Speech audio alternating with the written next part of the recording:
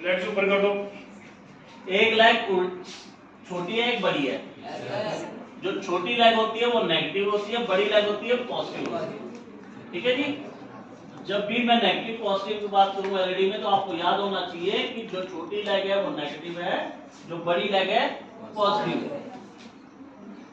देखो हमारे पास यहां पे ये ग्राउंड लिखा हुआ है, ये ग्राउंड दो यहां ग्राउंड दिख रहे हैं, एक ग्राउंड यहां दिख रहा है। यूनो में जब आपको यूनो दी जाएगी प्रोग्राम करने के लिए, काम करने के लिए, तो उस पर आपको दिखेगा, उस पर ग्राउंड नहीं लिखा होता, उस पर क्या लिखा होता है जीएनडी। उस पर क्या लिखा होता है जीएनडी।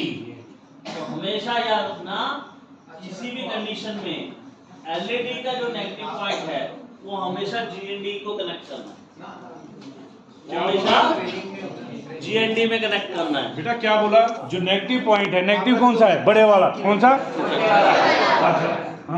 छोटे वाला। वो किससे कनेक्ट करना है? जीएनडी मतलब ग्राउंड से। ठीक है, चलो। उसके बाद जो बड़े वाला है, मैंने आपको बताया कि 0 और 1 ये याद रखना, ये सिर्फ और सिर्फ स्पेयर छोड़े जाते हैं ब्लूटूथ मॉड्यूल के लिए। इनको ब्लूटूथ मॉड्यूल के अलावा कोई डिवाइस नहीं लगाते क्योंकि ये सीरियल कम्युनिकेशन करते हैं। ठीक है, 0 और 1 किसी भी और काम में नहीं लाया जाता। तो हम काउंटिंग कहाँ से शुरू करते हैं, यानी डिवाइस लगाना कहाँ से शुरू करते हैं? 2 से लेकर 13 तक। तो जो हमारा एलईडी का पॉजिटिव पॉइंट है वो 2 से लेकर 13 तक में लगाए, क्योंकि हम प्रोग्राम को हम बताएंगे कि हमने कौन सी पिन पर कनेक्शन की है। ठीक है, 2 तरीके होते हैं बेटा। आपने कहीं से प्रोजेक्ट ले लिया, या तो प्रोजेक्ट के पिन फॉलो कर लो या प्रोजेक्ट को अपने पिन फॉलो करवा दो। ठीक है, अपने पिन बता दो। तो हम यहाँ पे हम आपको बताएंगे कि पिन कैसे बताए जाते हैं प्रोग्राम को, कि मैंने कौन सा पिन किया। ठीक है, तो एलईडी का जो पॉजिटिव पॉइंट है वो हम लगाएंगे 2 से 13।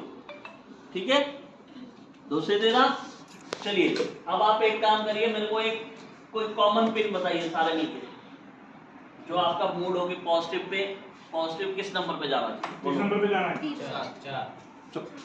4 पे। आपको मैंने एक बात बताई थी कि एलईडी को सेट किया जाता है, तो यहाँ पे ऑप्शन आता है सेट डिजिटल पिन। यहाँ पे आता है सेट डिजिटल पिन। अब आपने बताया मेरे को कौन से नंबर पे? 4 नंबर पे। Output as a high. Output as a high. High का मतलब ऑन, हाई का मतलब ऑन।